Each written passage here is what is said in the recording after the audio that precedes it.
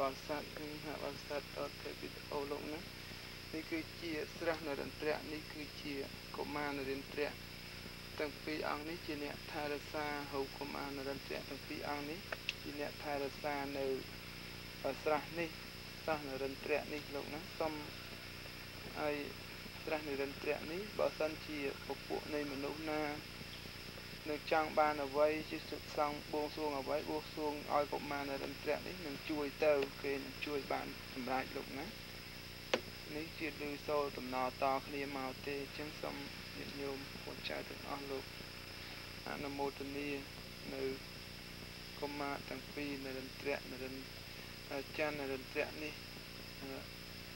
មួយនរិន្ទ្រច័ន្ទមួយនរិន្ទ្រៈលោកណាសូមអនុមោទនាចាស់ហើយកុមារទាំងពីរនេះនឹងត្រូវនៅថែរក្សានៅ